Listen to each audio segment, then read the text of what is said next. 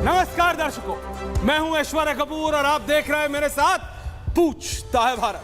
शुरुआत ऐश्वर्या के एजेंडा से, और ऐश्वर्या के एजेंडा में दर्शकों आज बात 7वें चरण के चुनाव की, बात 2024 के रिजल्ट्स की, क्योंकि दर्शकों अब यह बात साफ है कि कुछ दिन ही बचे हैं।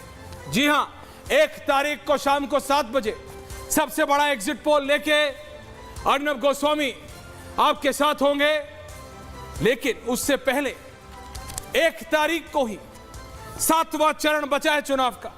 जी हां, 543 में से 486 सीटों पे वोट हो चुका है, 90% मतदान हो चुका है, 26 राज्यों में वोटिंग हो चुकी है और सिर्फ एक चरण और बचा है। लेकिन ये एक चरण इतना महत्वपूर्ण है दर्शक, इतना महत्वपूर्ण है कि आपको क्या बताऊं। नरेंद्र मोदी से लेकर और कौन कौन, अनुराग ठाकुर, आरके सिंह, सब बताऊंगा।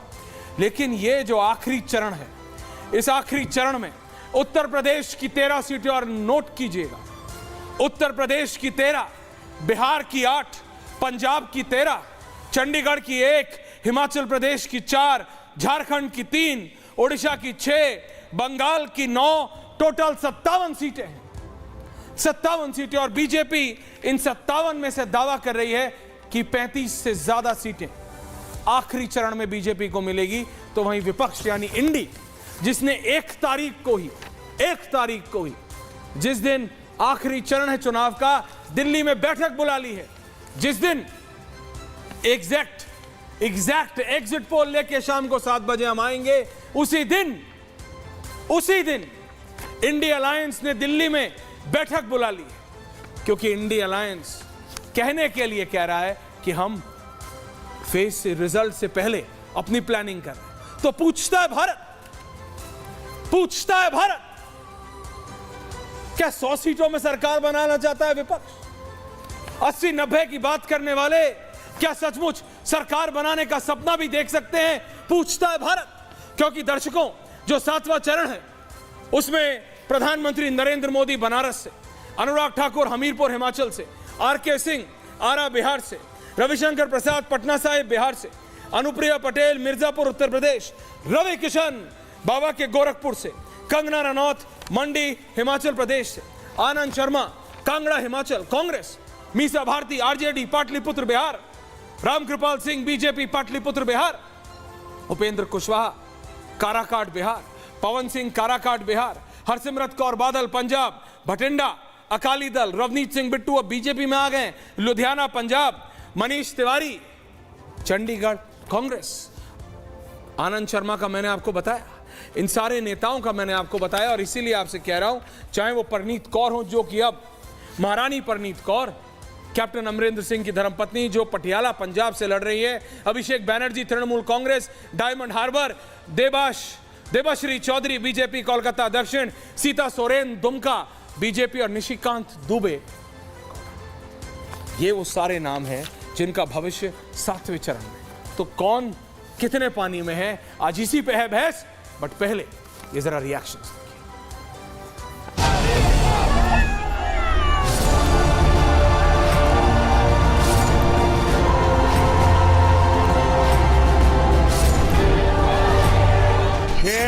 चरणों में देश ने तीसरी बार बहुत मजबूत सरकार बनाना पक्का कर दिया है।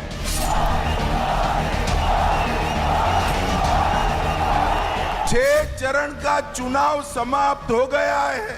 5 चरण में मोदी जी 310 सीटें पार कर चुके हैं।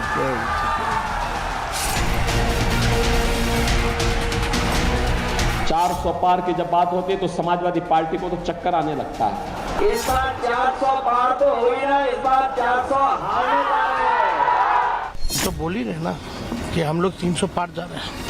पूछता है भारत। जी हां, पूछता है भारत। ओमकारेश्वर पांडे जी स्टूडियो में कदम रख चुके हैं, आ चुके हैं। रत्नाकर त्रिपाठी काशी से आ रहे हैं। अनुराग भदौरिया, प्रोफेसर अनुराग भदौरिया ले आइए जरा, लखनऊ से जुड़ रहे हैं।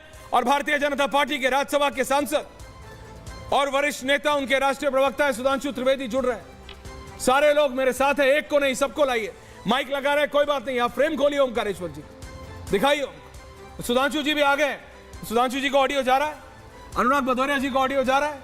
अनुराग जी, प्रोफेसर साहब नमस्कार। क्या अभी भी कह रहे हैं आप? ऑडियो फोल्डबैक खोलिए। अभी भी अब तो बता दीजिए, 6 चरण निकल चुके हैं, मजाक की बात गई, जुमलेबाजी की बात गई। प्रोफेसर साहब अब बता दीजिए असली में कितनी सीट आ रही हैं? आखिरी चरण में भी उत्तर प्रदेश की 13 सीटें हैं। अब ये मत बोलिएगा 13 में से 10 आप जीतने वाले हैं। आपको आवाज कोई आ रही है? आपके कान में कोई आवाज आ रही है ऐश्वर्या जी? बिल्कुल बाबुलंद आ रही है।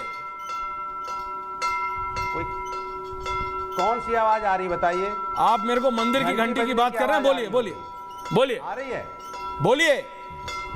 देखिए, सवाल ये है कि जनता ने भारतीय जनता पार्टी के हार की घंटी बजा दी है। अच्छा। टनाटन टनाटन टनाटन, आपके कान में भी आ रही है सनासन। क्योंकि सवाल यह है कि पूरे जनता के आप भी घर जाएंगे ना ऐश्वर्या जी, हाँ। आंख बंद करके बैठेंगे, जैसी आंख बंद करेंगे आपकी यहाँ आवाज आएगी टनाटन टनाटन टनाटन। बीजेपी के हारने की जनता ने घंटी ऐसी बजाई है कि चारों तरफ आंख बंद करो। बीजेपी के प्रवक्ता भी आएंगे, उनसे पूछेगा, वो आंख बंद करके बैठते होंगे, सामने बैठे हैं, सुन रहे हैं आपकी बात। टनाटन हार की जनता ने बजाई ना। जनता जब सुनो, जनता ने हार की घंटी बजा दी, इसलिए कह रहे हैं कि जनता ने भारतीय जनता पार्टी के हार की घंटी बजाई है। टनाटन टनाटन टनाटन, इंडिया गठबंधन बढ़ रहा है जीत की ओर। सनासन सनासन सनासन, जनता इंडिया गठबंधन को वोट दे रही है। दनादन दनादन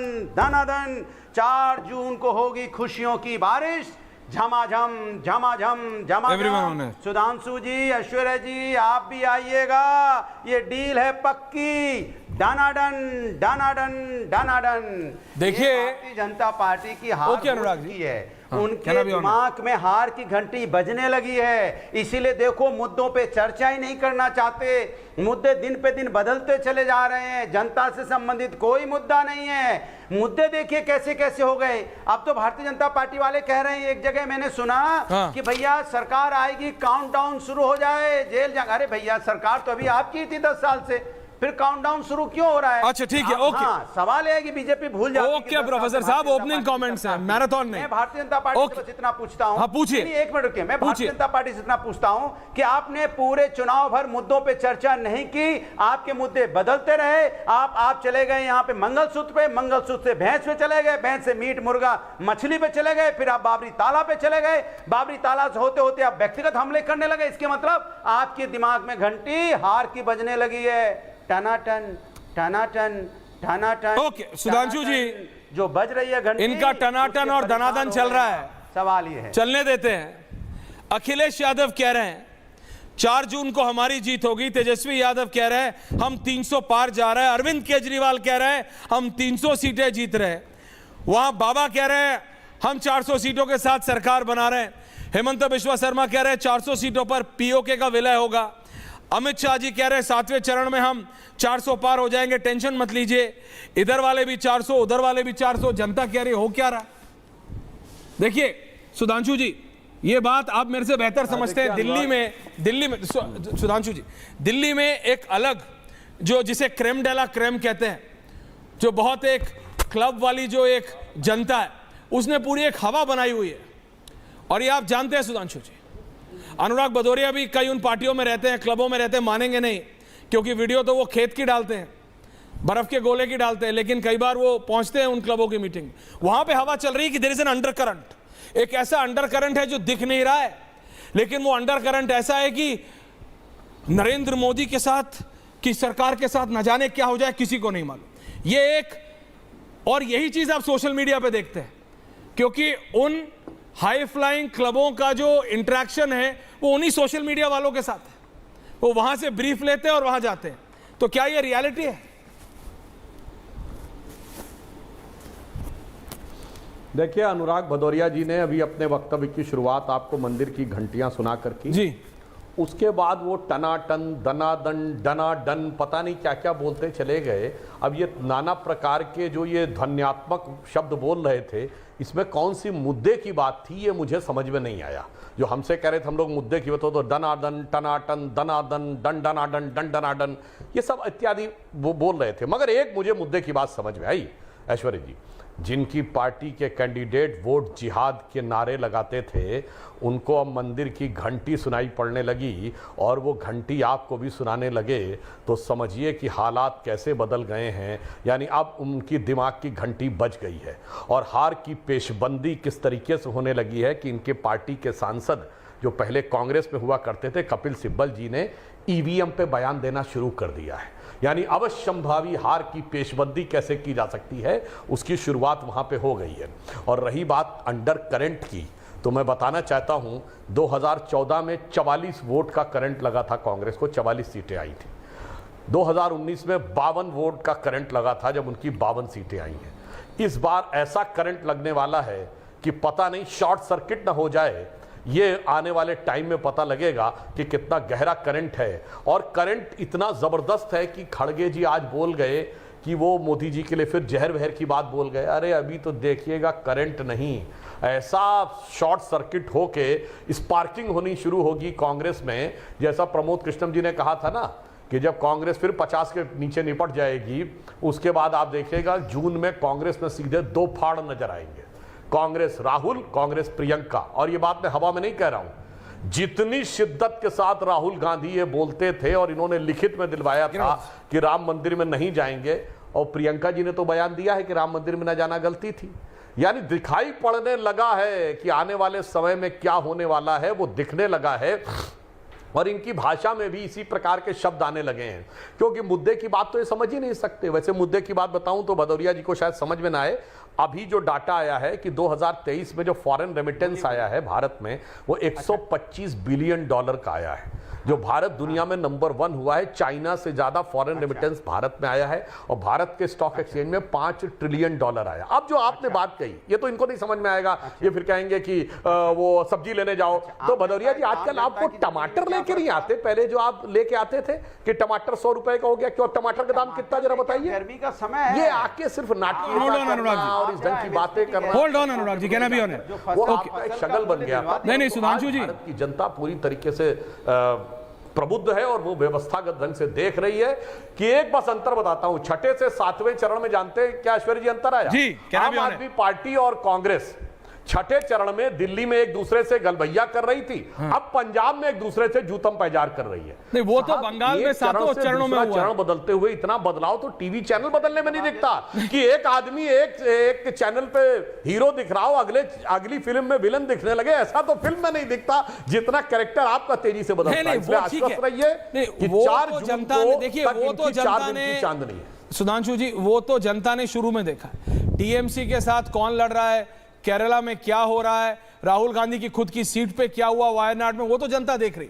लेकिन ओमकारेश्वर जी, रत्नाकर जी, अनुराग जी, आप भी डिनाई नहीं करें, ये एक डेलिबरेटली चलाया जा रहा है। ओमकारेश्वर जी, यू आर इन दिल्ली, आप भी दिल्ली में सर, आप भी उसी दिल्ली में रहते हैं, मैं भी उसी, ये चलाया जा रहा है कि भाई there is an undercurrent जो बीजेपी वालों को समझ नहीं आ रहा है। और कंपेयर हो रहा है सुधांशु जी शाइनिंग इंडिया से, वाजपेयी जी के टाइम पे कि उस समय प्रमोद महाजन ने जवाब वाजपेयी जी, अनुराग जी आ रहा हूं एक मिनट, कि उस समय प्रमोद महाजन ने वाजपेयी जी के कानों तक पहुंचने नहीं दिया। अच्छा, नीचे की दिक्कत, मैं आ रहा हूं, आप ही से पूछ रहा हूं। ओमकारेश्वर जी ऐसा है कि नहीं है ना, ऐसा चल रहा है ना? नहीं, मैं आपसे सहमत नहीं हूं। आप डेलिबरेटली पंप किया जा रहा है। आप जिसको कह रहे हैं कि डेलिबरेटली पंप किया जा रहा है वो रियलिटी है, दरअसल रियलिटी आ गया। ये सोशल मीडिया के थ्रू आप देश का पल्स जान सकते हैं। जब आपके पास वीडियोस आते हैं, ग्राउंड रिपोर्ट आती हैं, और वहां से गांव-गांव से संवाददाता जो भेजते हैं, जो जनरली नेशनल मीडिया पे दिखाई नहीं देता, वो अंडर करंट सोशल मीडिया पे दिखाई देता है और वो रियलिटी है। सुधांशु जी ने एक बात बड़ी अभी इंपॉर्टेंट कही, बाकी सब बातें तो पॉलिटिकल पार्टीज आपस में करती रहती हैं कि इतना आएगा उतना आएगा। इन्होंने फॉरेन रेमिटेंस की बात कही। आपको ये भी बताना चाहिए कि एफडीआई पहले कितना था और आज कितना हो गया, उसमें कितनी गिरावट आई है, तो आप देखेंगे कई सारे ऐसे आंकड़े हैं जो हमारे लिए असहजता पैदा करने वाले हैं। और शायद इसीलिए है कि बहुत सारी लंबी चौड़ी बातों के बावजूद जो जनता है वो इस बात को समझने लगी है कि वादे कितने ऊंचे हैं और उसमें कितनी रियलिटी है। 20 लाख करोड़ आपने कोविड के समय कहा था कि दिया जाएगा पैकेज, आज तक जनता को पता नहीं चला कि वो 20 लाख करोड़ गया कहाँ, क्योंकि लोगों के पास कुछ भी नहीं आया, वो किस सिस्टम में और कैसे डिस्ट्रीब्यूशन हुआ।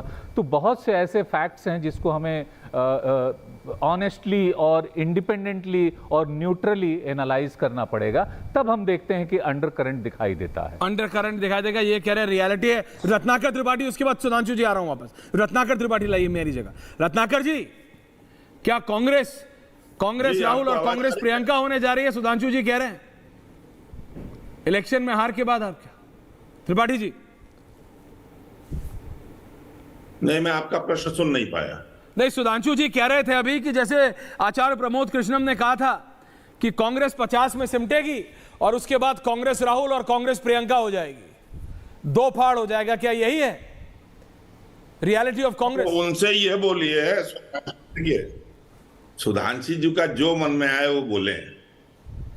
मार्च में जिस दिन दक्षिणी का चुनाव था 22 को, उस दिन एक FIR है आचार्य प्रमोद कृष्णन के नाम, जिसमें उन्होंने कहा था खड़े होकर गोदलिया चौहानी बनारस में कांग्रेस की ओर से, डुबाया नहीं लोगों ने, कि हमने इस देश को तिरंगा दिया, तुमने इस देश को एक लफंगा दिया। ठीक है, फिर उन्होंने कहा कि यहां से जीत जाएं तो सारे गुजरातियों को मार के भगा देंगे। तो जरा आप सुधांशु जी से पूछिए कि वो बोलते रहते हैं प्रमोद कृष्णन, हम लोग ने थोड़ी मान लिया उन्होंने जो बोला। हमारे लिए तो प्रधानमंत्री जी का सम्मान है। FIR पड़ी है दशाश्वमेध थाने में, मंगवा के देख लें। और जहां तक रही जीतेंगे हारेंगे, अब तो कितना दिन ही बचा है, वो कैसे कह देंगे कि वो हार रहे हैं? फैसला होने से पहले मैं भला क्यों हार मानूं? ये जग अभी जीता नहीं, सुधांशु जी अभी हारे नहीं, अंदर तो पता चल ही रहा है ना क्या चल रहा है। प्रमोद कृष्णन जैसे आदमी को अपने यहां लेकर के आपने सिद्ध ही किया ना जो उसने कहा। हम लोग से क्या पूछ रहे हैं? आप इतनी देर से कर रहे हैं अंडर करंट है। अरे अंडर करंट जी नहीं, आप ज्वाइन थोड़ी कराते हैं सर। अच्छा, क्या बात करते हैं आप? कल्की धाम का उद्घाटन कराते हैं, आप ज्वाइन कराते हैं कि उन लोगों को जो आपको फायदा दें। 25% मुसलमान कोटे से, 25% किसी और कोटे से। आप थोड़े ऐसे सरफाई का, आप हमको बदनाम करते हैं, कराते हैं, आप सब कुछ है। और अंडर करंट तो ऐश्वर्य जी दिखती कहां है? आप ये मानने को नहीं तैयार हैं कि अंडर करंट है। आप ओंकारेश्वर जी से पूछ रहे हैं, भदौरिया जी से पूछ रहे हैं, क्यों वो लोग बोल रहे हैं, कुछ लोग बोल रहे हैं, क्यों नहीं आपसे पूछ लेता हूं, सही नहीं बोल रहे, इसलिए क्यों आपके अनुमान से नहीं आता? नहीं पता है क्यों? नहीं पता है क्यों? क्योंकि जब ओमकारेश्वर पांडे जी बोलते हैं ना कि सोशल मीडिया पे देखिए वो आ रहा है, तो मैं पूछता हूं, और ये मैं बता रहा हूं, एक व्यूअर है प्रथमा, वो आपसे सवाल कर रहे हैं, ओमकारेश्वर जी और रत्नाकर जी, वही सवाल आपसे सुधांशु जवाब दीजिएगा कि कितने प्रतिशत इंडियन वोटर और युवा आपको सचमुच लगता है कि सोशल मीडिया पे आके रिफ्लेक्ट करते हैं? आपको सचमुच लगता है कि सोशल मीडिया पे इलेक्शन जीता और हारा जा सकता है, चाहे कांग्रेस हो चाहे बीजेपी हो? ओमकारेश्वर जी बताइए। सोशल मीडिया पे इलेक्शन जीता और हारा नहीं जाता है, लेकिन सोशल मीडिया ये बताता है कि जनता का रुख कितना है। डिजिटल इंडिया के जमाने में आजकल अधिकांश लोग मोबाइल फोन पे हैं, सोशल मीडिया पे हैं, और वहीं अपनी आवाज रखते हैं, वहीं अपनी बात रखते हैं। आप ये एम्पावरमेंट तो इस देश में और दुनिया में हुआ है, और इससे सरकारें बदली हैं दुनिया में। हम लोगों ने ये देखा है कि सोशल मीडिया के कारण कई देशों की सरकारें बदल गई। तो ये social media is the real pulse. अच्छा, इज द रियल पल्स कितना परसेंट है? इसी पे पोल खोल दो शुभम, एक जरा सोशल मीडिया पे ही पोल खोल दो और जनता को जवाब देने दो। सुधांशु त्रिवेदी जवाब दे रहा है, फिर मैं वापस आ रहा हूं। अनुराग जी आ रहा हूं वापस। हाँ, सुधांशु त्रिवेदी। मैं बिल्कुल जवाब दे रहा हूं। देखिए, अभी जो 3 राज्य विधानसभाओं के चुनाव हुए, उसमें सोशल मीडिया क्या कह रहा था कि राजस्थान में मामला नजदीकी है, नेक एंड नेक है, मध्य प्रदेश में कांग्रेस का एज है, और छत्तीसगढ़ कांग्रेस जीती हुई अभी ईवीएम आने वाली क्या आया। और मैं गंभीर बात कहना चाहता हूं, जो ओंकारेश्वर जी ने कही वो बहुत गंभीर बात है। सोशल मीडिया से चुनाव प्रभावित होते हो न होते हो प्रभावित करने का प्रयास किया जा सकता है। यदि विदेश में बैठे हुए कुछ लोगों ने बाकायदा यह संकल्प लिया है कि मोदी जी को हटाने के लिए वो $1 बिलियन भारत में खर्च करेंगे, तो वो कहां खर्च कर सकते हैं? वो सीधे वोटर को तो दे नहीं सकते। तो इसी ढंग के माध्यम होते हैं जहां के द्वारा वो वातावरण बनाकर उनसे प्रभावित करने का प्रयास कर सकते हैं। और ऐसा पूर्व में कई बार आया है। अगर जॉर्ज सोरोस ने कहा है कि $1 बिलियन खर्च करेंगे, और ये बात मैं हवा में नहीं कर रहा हूं, ये पहली बार एक ऐसा चुनाव हुआ है भारत में जिसमें एक बड़े देश ने, ये कोई अखबार में छपी रिपोर्ट नहीं है, रशिया की फॉरेन मिनिस्ट्री ने ओपन स्टेटमेंट दिया कि भारत के इलेक्शन को प्रभावित करने का प्रयास किया जा रहा है। अब कौन प्रभावित करना चाहेगा, क्यों प्रभावित करना चाहेगा? भारत की जो ताकत उभरती दिख रही थी, अभी ओंकारेश्वर जी कह रहे थे, कहां FDI कम हुआ है मान्यवर? फॉरेन एक्सचेंज रिजर्व $648.5 बिलियन के रिकॉर्ड स्तर पर पहुंचा है। आप किस आंकड़े की बात कर रहे हैं? अभी मूडीज ने हमारी रेटिंग बढ़ाई है, अभी IMF ने हमको 7.2% $45 बिलियन था 2014-15 में। भारत के स्टॉक एक्सचेंज का डाटा आपको बता दिया। चलिए वो आप कहेंगे वो बड़ी बड़ी बात है। अब सिर्फ एक बात बोलता हूं, भारत के 7.5 करोड़ परिवार ऐसे हैं जिनके पास कोई ना कोई ऑटोमोबाइल है, यानी 2 व्हीलर या 4 व्हीलर है। यह हमारा डाटा नहीं है, ये वर्ल्ड की ऑटोमोबाइल इंडस्ट्री ने डाटा दिया है। तो 7.5 करोड़ कौन है मेरे भाई?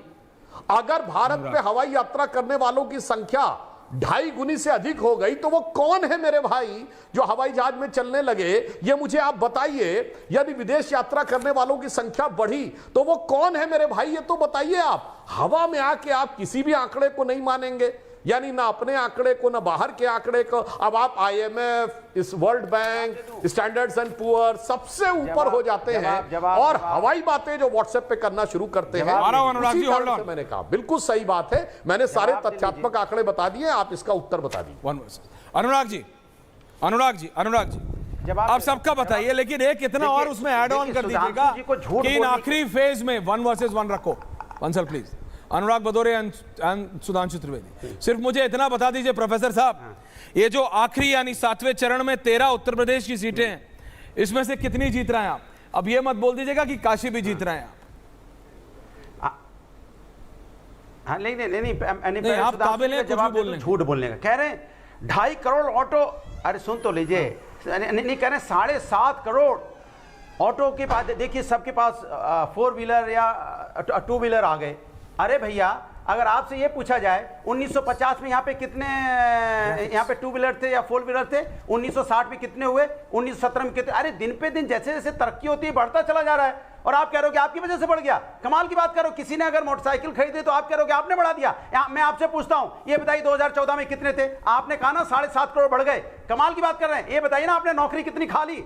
30 लाख नौकरी तो अभी यहाँ पे गवर्नमेंट सेक्टर में जो आप पूरी नहीं की, आपने खाली रखा हुआ है, और 7.5 करोड़ किसी ने व्हीकल खरीदा है तो कहता है आपकी वजह से बढ़ गए। कमाल की बात करें। दूसरा कहे 2.5 गुना यहाँ पे अधिक वो हो गया, क्या 2.5 गुना महंगा? अरे कमाल की बात कर रहे हैं आप, क्या बोलना चाहते हैं आप जो देश जो उन्नति खुद ब खुद करता है, रूटीन में कर रहा है, या आप बोलोगे कि हर बात को अपने ऊपर ले ले तो आपकी वजह से हो गया? आपकी वजह से महंगाई कम करते तो जानता आपने 205 लाख करोड़ का कर्जा देश में लाद दिया, जो 10 साल में मात्र 50 लाख करोड़ था।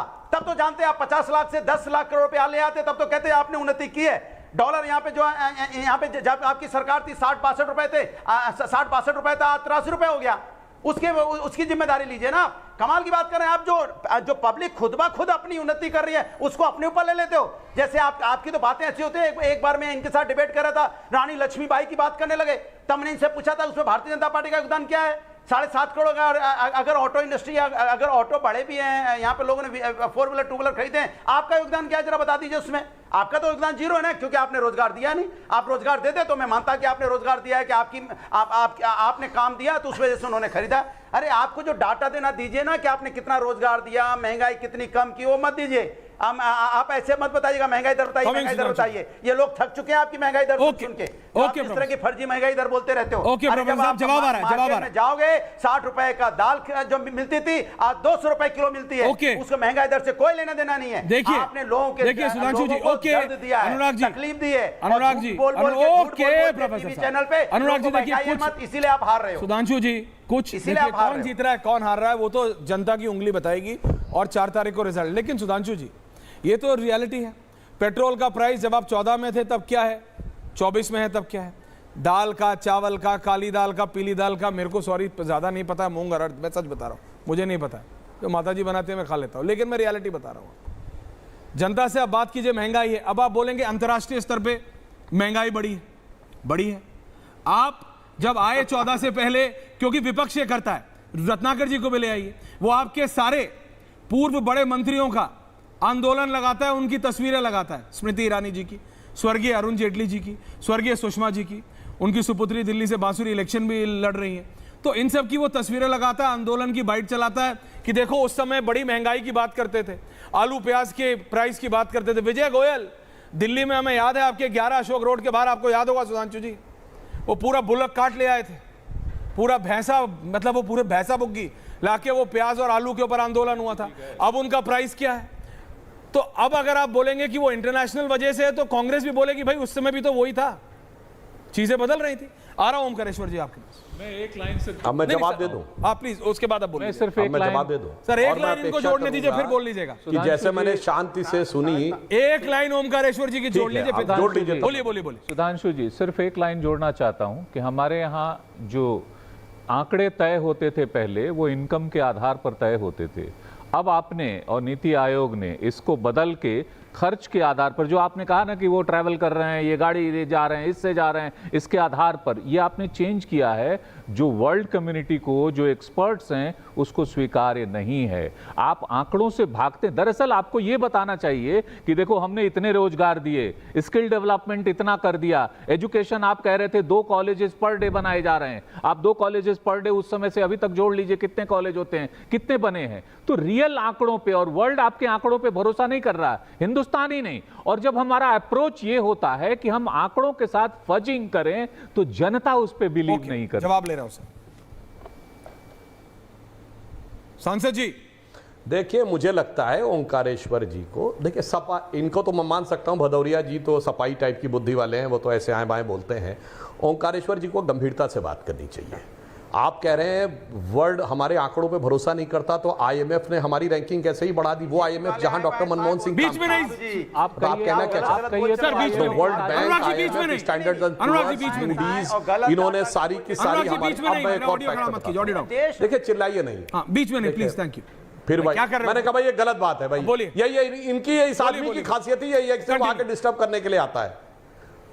हम, मैं जैसे शांत था, जब ये बोले मेरा फीडर डाउन कर दीजिए, मैं बोलूं इनका फीडर डाउन, किसी का डाउन नहीं कर, ताकि दर्शकों के साथ न्याय हो सके। अब मैं बताना चाहता हूं, क्या अजब आंकड़ा दे रहा है, कह रहे 7.5 करोड़ लोगों के पास अगर ऑटोमोबाइल आ गया, कहता हूं तो अपने आप हुआ, उसमें आपका क्या? अरे भाई इनकम बढ़ी तभी तो आदमी ने खरीदा। यदि 2.5 गुना लोग जाने लगे हवाई जहाज में, तो उनकी आय बढ़ी तभी तो गए। और ओंकारेश्वर जी, चलिए एक डाटा बताते हैं, आप डाटा फजिंग कह रहे हैं, ये तो डिजिटल डाटा बोल रहा हूं। जब 2014 में आपकी सरकार गई थी, तब भारत में कितने स्मार्टफोन थे? 15 करोड़। आपकी सरकार आज कितने हैं? 80 करोड़।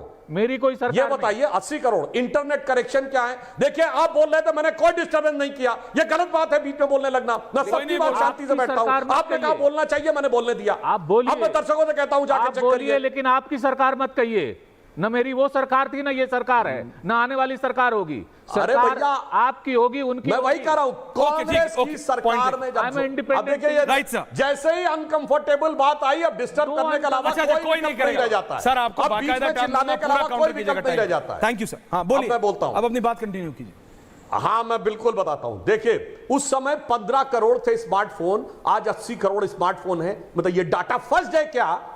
अरे भाई मूर्खतापूर्ण बात करने की इंतहा होती है।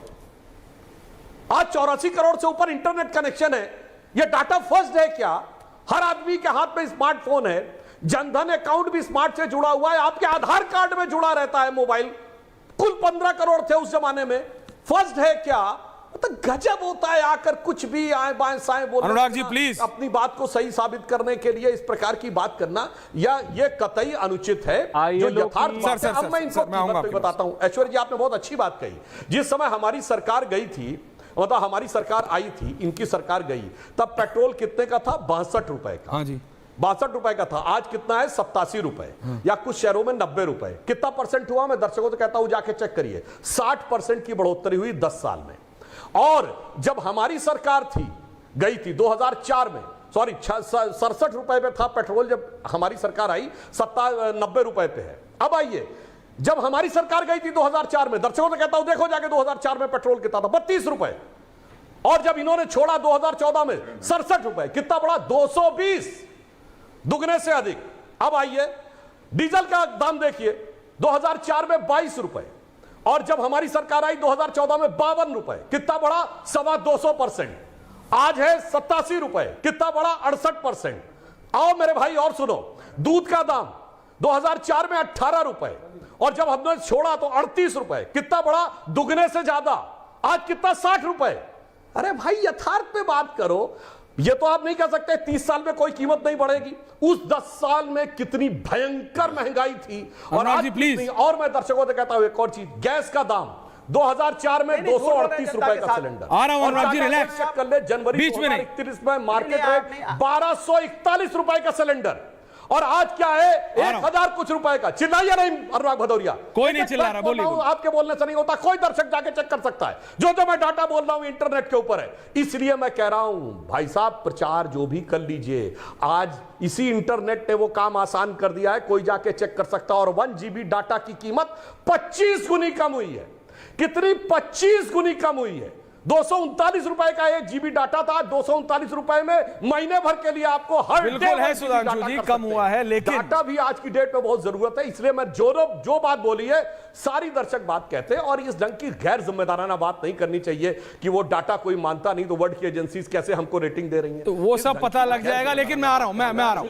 ओंकारेश्वर जी, ओंकारेश्वर जी मैं आ रहा हूं। नहीं मैं अपनी बात, I'll come to you। Just एक लाइन ऐड करूंगा। सुधांशु जी, अनुराग जी आ रहा हूं, अनुराग जी आ रहा हूं। जी बात कहते कहते मूर्खतापूर्ण शब्द भी इस्तेमाल कर चुके, दूसरे शब्द भी। ILO की रिपोर्ट आपके पास भी है, मेरे पास भी है और दर्शकों के पास भी है, खोल के देख लें। उसमें ये कह रहा है कि नहीं कि भारत के डाटा पे उन्हें भरोसा नहीं है। ये बात वो कह रहे हैं और हम उनके आधार पे कह रहे हैं, हम किसी और के आधार पर नहीं कह रहे हैं। आपने बहुत सारे आंकड़े रखे, आंकड़े बिल्कुल सही हैं, लेकिन जो आंकड़े जो पेश किए जा रहे हैं, जैसे मैंने कहा कि आपने कहा था 2 कॉलेजेस प्रतिदिन खुल रहे हैं, आज तक कितने कॉलेजेस होने चाहिए, कितने खुले हैं? ऐसी बहुत सी चीजें। फॉरेन डेट का कितना आंकड़ा है, आप कितना डेट था और अभी कितना हो गया है? उसी तरह FDI कितना था और इतना हो गया है। ये आप इन चीजों को देख लीजिए। डेट टू जीडीपी रेशियो क्या है? आप हर चीज जो अनकंफर्टेबल होती है उसमें आप चिल्लाने लगेंगे। बताइए भारत का डेट टू जीडीपी रेशियो बड़े देशों का, बोलिए। नहीं सर, मैं फैक्ट बोल रहा हूं, बोलिए ना। डेट मैंने अनुराग जी आ रहा हूं, उसके बाद मैंने जिन सवालों को कहा आप उसका आंकड़ा पहले बता दीजिए। आप उसका आंकड़ा पहले बता दीजिए कि वो क्या है। भाई गजब बुद्धि है भाई। वर्ल्ड की इकोनॉमी की रैंकिंग बड़ी बड़ी एजेंसीज देते हैं, या ILO की एक रिपोर्ट कोट कर रहे हैं।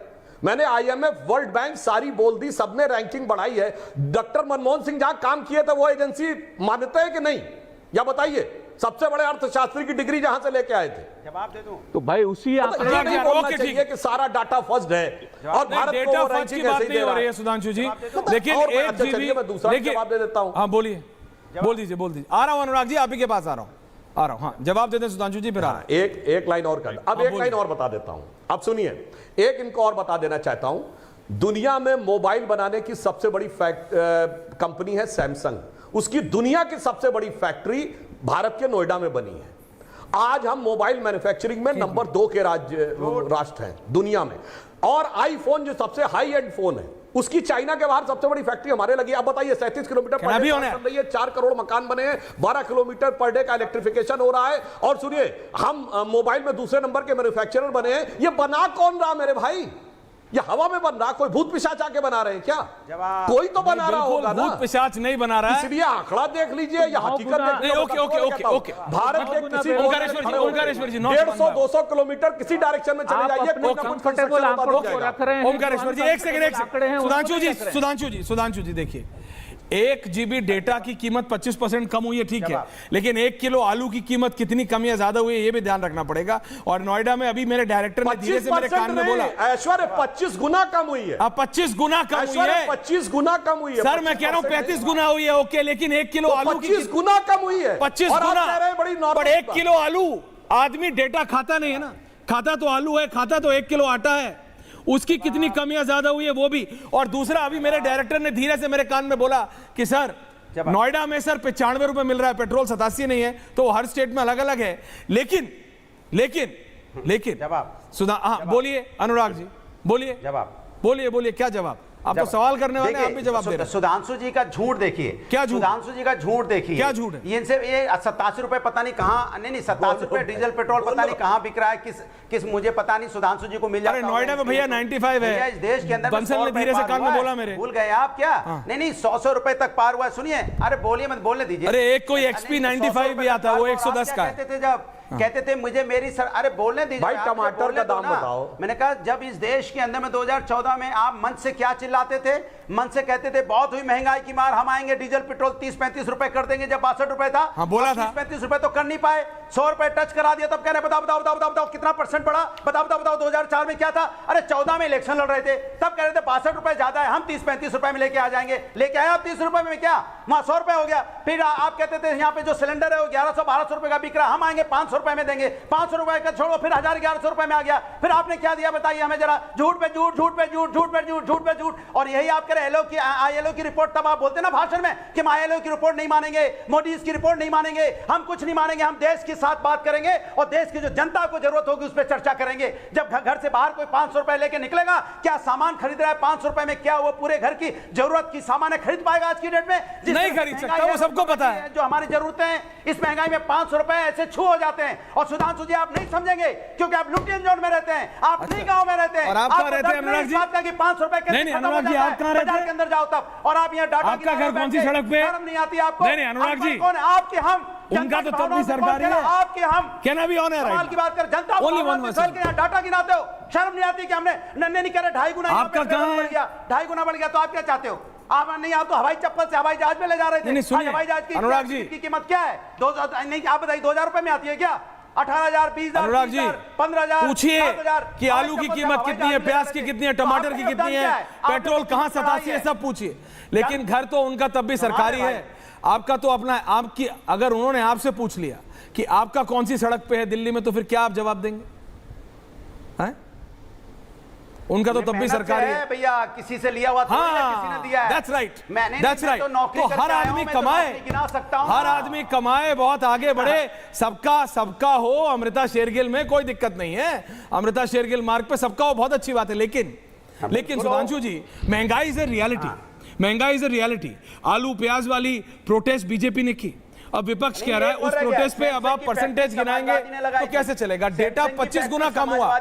भाई रत्नाकर एक सेकेंड, एक करेक्शन है। क्या है करेक्शन? बोलिए। करेक्शन है, क्या है करेक्शन? एक करेक्शन है सर, बोलिए। एक करेक्शन है, बोलिए। सैमसंग की फैक्ट्री समाजवादियों ने लगाई थी, अपने नाम पे बिल फाड़ रहे, हमने लगाई। अरे आप समाजवादियों के समय उसका एमयू समाजवादी के सामने रत्नाकर जी समाजवादी ने लगाई नोएडा में, आपने क्या लगाया? हम एचसीएल उत्तर प्रदेश में लेकर। अरे भैया, सैमसंग एप्पल डेवलपमेंट के लिए अच्छा है, लेकिन बेसिक महंगाई भी तो देखेंगे। लखनऊ के अंदर ओके अनुराग जी, भैया ये इंटरनेशनल एग्रीमेंट है, ये स्टेट की। सुधांशु जी देखिए, सुधांशु एक लाइन बोल दूं? नहीं, आप एक लाइन नहीं, आप पूरा जवाब दीजिए, उसके बाद मैं त्रिपाठी जी के पास जा रहा हूं। आपने सैमसंग गिनाया, आपने एप्पल गिनाया, कल को हुआवे आए, सब त्रिपाठी जी को ये सब दीज ऑल आर मार्कर्स। ये सारे वचन निकाल लेने दीजिए, उसके बाद मैं कह रहा हूं, नहीं सुधांशु जी, मैं आपसे पूछ रहा हूं, आपने सैमसंग गिनाया, एप्पल गिनाया, ये सब अच्छी बात है, डेटा 25 गुना नहीं 35 गुना कम हो गया, कोई किसी ने फ्री में भी देने की कोशिश की, लेकिन बेसिक महंगाई भी तो आप देखेंगे। आप भी घर गृहस्थी वाले हैं, आपको भी पता है महंगाई रियलिटी है। जो जनता, जो आप बताइए महंगाई की रेट कितनी है इस समय? नहीं, आप मेरे को महंगाई के रेट पे मत जाइए, मैं आपसे ये कह रहा हूं 1 किलो आलू, 1 किलो प्याज, 1 किलो टमाटर। अच्छा चलिए, भदौरिया की टमाटर लेके अनुराग भदौरिया, मैं आपसे बात कर रहा हूं, टमाटर लेके अनुराग भदौरिया का fade down, please don't do this professor साहब। सुधांशु जी, डेटा आदमी खाता नहीं है ना, खाता तो आदमी आटा गेहूं है ना, ये सब आजकल तो वो मिलेट्स वेलेट्स भी चल रहे हैं, लेकिन मेरे से ही नहीं खाया जाता। तो मैं तो भदौरिया जी, वो टमाटर जेब से लाते थे, आज टमाटर कितने का है? अरे आजकल नहीं निकाल रहे हैं वो जेब से टमाटर। लेकिन मैं आपसे पूछ रहा हूं, बीजेपी ने हमेशा बोला कि कांग्रेस हैंडल नहीं कर रही है, हम हैंडल करेंगे। ये सबसे बड़ा सवाल है इस बार। सुधांशु जी, एक चरण बचा है, 57 सीटें बची। हाँ, मैं इसका भी जवाब देता हूं। मैं दर्शकों से कहता हूं, जो बातें ये बोल रहे हैं, जो बातें हम बोल रहे हैं, दोनों में से किसी की बात का भरोसा मत करिए। खुद जाइए पर्सनली और सर्च करिए और जो आंकड़ा सही लगे उस पर भरोसा करिए। इस समय महंगाई की दर 5% है। मैं चुनौती से कहता हूं कांग्रेस के जमाने के कोई 5 साल बता दीजिए जब महंगाई की दर 5% से कम रही हो। कभी महंगाई ऐसा नहीं हो सकता जीरो हो जाए। और वो एक और बात बता दूं, अगर महंगाई की दर 2% से कम आ जाए तो वो अर्थव्यवस्था के लिए खराब चिन्ह होता है। जैसे चाइना में डिफ्लेशन अभी लगातार 2 क्वार्टर में ब्रिटेन और जापान भी नीचे गए। और दूसरा, इस समय बेरोजगारी की दर 3% है जो 2018 के बाद सबसे कम है। मैं नहीं कह रहा हूं सब कुछ बहुत बढ़िया है, परंतु इनके कोई 3 साल बता के जाएं जब बेरोजगारी की दर 3% कम हो। चुनौती के साथ कहता हूं, भारत के इतिहास में 10% से आगे डबल डिजिट महंगाई के जितने भी साल हुए हैं उनमें से केवल कोविड का 2020 का दौर छोड़ के सब इनके दौर के हैं। निगेटिव ग्रोथ रेट वाले साल है केवल 2020 जब पूरी दुनिया की ग्रोथ रेट निगेटिव हो गई थी। उसके बाद सारे कांग्रेस के शासनकाल के कहता हूं जाके अपने आप देखिए। फॉरेन एक्सचेंज रिजर्व जब ध्वस्त हो गया था, सोना गिरवी रखा गया था, रुपये का डिवैल्यूएशन 4 बार हुआ है भारत के इतिहास में, 66, 67, 91 में 2 बार, हमेशा इनके जमाने में हुआ। कोई भी जाके डाटा चेक कर ले। इसलिए डाटा पे बात करो या हकीकत में बात करो, और नहीं तो आटा के दाम बताओ 2004 में कितने थे, 2014 Anurag ji hold on. Okay, Tripathi ji ending comments आपके पास आ रहा हूं। त्रिपाठी जी झूठी पार्टी के सांसद ने बहुत से झूठे डाटे दिए। कौन से? 2014 में अनुराग जी रिलैक्स, आपने आपके ऑडियंस 410 बताओ भाई 410 रुपए के, और झूठ के बादशाह सुधांशु त्रिवेदी ने उसको 1241 बना दिया। जनता खुद चेक कर ले। झूठ 410 रुपए में झूठ बोल रहे हैं आप। सिलेंडर कोई जाके चेक कर ले। आप आंकड़ों से फिर भी बोल रहे, वो सब्सिडी का सिलेंडर था, आंकड़ों से सब्सिडी खत्म हो गई। मार्केट रेट 1241 था, सब्सिडी के केवल बीच में नहीं सब्सिडी अक्टूबर 2014 में खत्म हो गई। जैसे मुफ्त का सिलेंडर देते हैं, मुफ्त का नहीं माना जाता। जवाब दे गया, झूठ पकड़ा गया तो धर जवाब दे गया। 1 अप्रैल 2019 अरे झूठ नहीं है, खेलने का मार्केट उदाहरण दे रहा रेट कोई जाके चेक कर ले। 400 रुपए सब्सिडी का सिलेंडर था। बीच में डिस्टर्ब करेंगे इसलिए कि झूठ पकड़ा रहा है। पहले 100 किलोमीटर रोड बनती थी, कहा जाता था 100 किलोमीटर है।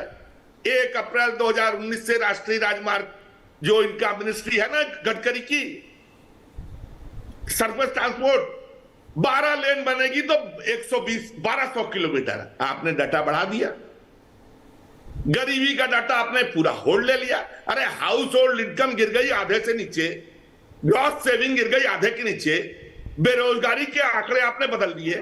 8 बार तो इस महीने मैं ट्रेवल कर चुका हूं, 8 यूनिट हुई एयर की। आप कहेंगे 7.5 करोड़ लोग ट्रेवल किए, तो अगर 8 से जोड़ेंगे ना महाराज तो 1 करोड़ नहीं किए। और आप जैसे सांसद वो तो 1 महीने में कम से कम 80 बार ट्रेवल करते हैं।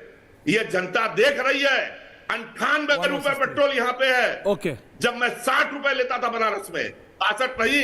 ओके क्यों? सुनिए ना, इनके समय में ओके हो गया। 70% पेट्रोल बढ़ा हुआ है। जब आप लास्ट क्या 500% बढ़ेगा? अरे आपने अभी चुनाव के पहले 1200 रुपए का सिलेंडर पे 200 की छूट न दी होती और गरीबों को 300 की न दी होती तो 1200 से ऊपर सिलेंडर बिक रहे थे। आप रेप कराते हैं। बीएचयू में जो 3 लड़कों ने रेप किया, आपने दबाया उसको 3 महीना। फुटेज को कुणाल पांडे, शेख चौहान और शंकर प्रसाद पटेल आपके कार्यकर्ता थे, आपके क्षेत्रीय संयोजक के प्रिय थे। आप लोग झूठे हैं, गलत हैं, बलात्कारी हैं, आंकड़ों से खेल आरोप लगाने जनता डिसाइड। आपका खेल पलटे। ओके रत्नाकर जी, ओमकारेश्वर जी एंडिंग कमेंट्स 1 वर्सेस 3 मेरे को टाइम। देखिए, सुधांशु जी ने बहुत सारे आंकड़े रखे और जब आंकड़े रख रहे थे वो पीछे से तुलना कर रहे थे। मैं आपसे पूछना चाहता हूं, कांग्रेस की सरकार जब मनमोहन सिंह की सरकार थी उस समय जब महंगाई चरम पर थी, भ्रष्टाचार चरम पर था, तो ये तुलनात्मक रूप से करके उनको क्लीन चिट नहीं दिया जाता था कि मनमोहन सिंह जी पहले कितनी महंगाई थी, अब कितनी महंगाई है, इसलिए हम आपको माफ करेंगे। नहीं, मनमोहन सिंह के समय अगर महंगाई हुई तो देश की जनता ने उसी समय उसका जवाब दिया, उनको हटाया।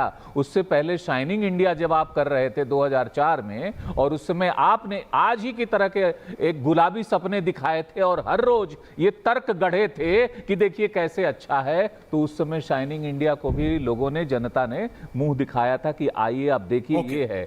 इसीलिए इस तरह के आंकड़े गढ़ने की बजाय और वो डाटा खोजने की बजाय जनता के दुख दर्द को समझेंगे ना, तो लोग फिर आपको रियली वो तो सब पता लग जाएगा सर, जनता की उंगली कहां गई। अनुराग भदौरिया, इससे पहले डेटा की बात हो, लेकिन मैं आपको बता दूं ये जो व्हाइट पेपर के हिसाब से फिस्कल ईयर 2004 में 2004 में 3.9% थी महंगाई दर यूपीए सरकार में और 14 में 9.4%।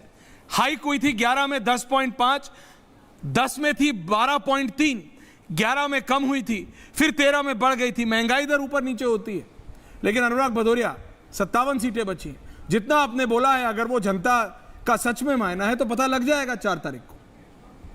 अनुराग ji, ending comments and then Sudhanshu ji. देखिए, सवाल ये है, सवाल है ऐश्वर्या जी, भारतीय जनता पार्टी और सुधांशु जी को, इनको जनता के मुद्दे से कोई लेना देना नहीं है। अच्छा। एक जो होशियार लोग होते हैं ना, वो मूर्ख बनाने के लिए टीवी पे आते हैं जनता को। वो सोचते हैं हम पुरानी बातें कंपेयर कर देंगे, 2004 में डीजल पेट्रोल कितना था, 2014 में कितना परसेंट बढ़ा, 14 से 24 में कितना परसेंट बढ़ा। अरे प्रभु, 2014 में जब मंच पे खड़े होते थे ना, तब चिल्ला चिल्ला के बोलते थे, तब कंपेयर करके नहीं बताते थे, चिल्ला चिल्ला के बोलते थे डीजल पेट्रोल कितना है, 65 रुपए। तब आप महंगाई कैसे चिल्लाते थे? आप तब आप कंपेयर नहीं करते थे। आज जब 90, आज जब यहाँ 100 रुपए टच कर रहा है, तो आपसे सवाल हो रहा है कि आप 35 रुपए में देने वाले थे, 90 यहाँ 95 रुपए में कैसे हो गया? जब आपसे सवाल पूछा जाता है कि किस तरह से यहाँ बेरोजगारी बढ़ रही है, लोग बेरोजगारी से आत्महत्या कर रहे हैं, शिक्षकों जो यहाँ पे बच्चे हैं, छात्र, उनका अगर जो आप कह रहे हैं अनुराग भदौरिया, तो 4 तारीख को रिजल्ट में पता लग जाएगा। सुधांशु त्रिवेदी, एंडिंग कमेंट्स, और तीनों को जवाब दे रहे हो क्या अनुराग जी? समय कम है, थैंक यू। सुधांशु त्रिवेदी, फिर मैं दर्शकों से कहता हूं, एक और आंकड़ा चेक कर लीजिए। जहां जहां इनकी सरकारें हैं, इन्होंने जितने रोजगार देने का दावा किया है राज्य सरकारों ने, उनको जोड़ लीजिए तो वो हो जाते हैं 2-3 करोड़ से 2.5-3-4 करोड़ से ऊपर। मतलब वो हिंदुस्तान में नहीं है क्या? मतलब बंगाल की सरकार का दावा देख लीजिए, पंजाब की सरकार का दावा देख लीजिए, बिहार में हमारी सरकार नहीं थी उसका दावा देख लीजिए, राजस्थान। बड़ी मजेदार बात है, अपनी सरकारों में कहेंगे हमने इतने लाख रोजगार दे दिए, हमने, बंगाल सरकार कहेगी मैंने 1.5 करोड़ रोजगार दे दिए, और फिर कहेंगे भारत में रोजगार नहीं सृजित हुए। ये होता है फर्जीफिकेशन। और अनुराग भदौरिया को तो यह भी नहीं पता होगा कि आज पेट्रोल की जो कीमत है, हम लोग जिस दौर में जी रहे हैं मान्यवर, कोविड के बाद पूरी दुनिया की इकोनॉमी रिसेशन में है। 2 युद्ध चल रहे हैं, इजराइल हमास का युद्ध और यूक्रेन का युद्ध। इस समय कोई एक G7 में बहानेबाजी युद्ध चल रहा है तो इनका हो गया, कोई एक G7 कंट्री बता जाइए हम विकास की दर से कम हो, हम विकास की दर में बीच में नहीं है। और तुम्हें तो भैया ये भी नहीं पता कि जनता की भावनाओं को आदमी क्या करे भाई, कोई इनको पता नहीं है, झूठ फूट। रत्नाकर जी भी आए बाएं साएं चिल्ला। सुधांशु जी, जनता को तो मालूम है ना मेरी बात पे, मगर जी ओंकारेश्वर जी ने एक अच्छी बात कही। क्या? ओंकारेश्वर जी ने एक अच्छी बात कही, सुनिए। उन्होंने कहा कि देखिए कंपैरिजन नहीं होना चाहिए। बिल्कुल, मनमोहन सिंह जी की जब सरकार थी कोई युद्ध नहीं हो रहा था, पेट्रोल की कोई क्राइसिस नहीं थी। आज मोदी जी की रणनीति के चलते हुए हम रशिया से पेट्रोल ले रहे हैं, इसलिए डीजल की कीमत नियंत्रित है। अन्यथा अगर इजराइल हमास वार में फंस गए होते तो पता नहीं क्या स्थिति होती। और हम उससे पेट्रोल भी ले रहे हैं, इसके बावजूद अमेरिका के साथ हमारे इतने अच्छे संबंध हैं कि प्रीडेटर ड्रोन भी मिल रहा है। नहीं कि दोनों तरफ से समस्या में रहे हैं, हम दोनों तरफ से लाभ प्राप्त कर रहे हैं। सांसद जी, ये हमारे मोदी जी की दक्षता है। तो और इसीलिए नारा 400 पेट्रोल पहुंचाने का तो नहीं है। ये 400 पेट्रोल पहुंचेगा, नरे ऐसी बात मत कीजिए। यथार्थ है। 100 में पुनः अनुरोध कर रहा हूं, एक टमाटर का दाम बता दीजिए भाई, आप बहुत। अरे आज वो टमाटर नहीं लाए, आज वो टमाटर नहीं लाए हैं, जेब से नहीं निकल रहा। लेकिन बरसात के सीजन में, लेकिन जनता सब जानती है, टमाटर दिखा, जनता को पता। अच्छा रिलैक्स, कोई सच बोले झूठ बोले, रत्नाकर जी बोले, अनुराग जी बोले, जनता तो सही बोलती है। जनता को मालूम है किसको जनता की उंगली जिसकी तरफ गई है, सबको पता है। 57 सीटें बची हैं, आखिरी फेज है। अनुराग जी, अब आप दोबारा प्याज और टमाटर रखना शुरू कीजिए। बहुत बहुत धन्यवाद। सुधांशु जी बोलिए, बोलिए बोलिए बोलिए बोलिए बोलिए बोलिए 5 सेकंड्स बोलिए, बोलिए सुधांशु जी। मैं अंत में एक लाइटर नोट पे बात कहना चाहता हूं। क्या? इस अब भदौरिया जी टमाटर के रेट नहीं बता पाए। हाँ। तो हम लोग बचपन में एक बात बोलते थे, टम टमाटम टम टमाटर खाएं हम। और अंग्रेज के बच्चे क्या जाने, अंग्रेजी जाने हम। अब अंग्रेजों से हम आगे निकल गए, 5वीं बड़ी। बस तो बहुत बहुत धन्यवाद आप सबका। पूछता है भारत में कौन किससे आगे निकला, वो सब पता लग जाएगा 4 तारीख को। बहुत बहुत धन्यवाद आप सबका, थैंक यू वेरी मच।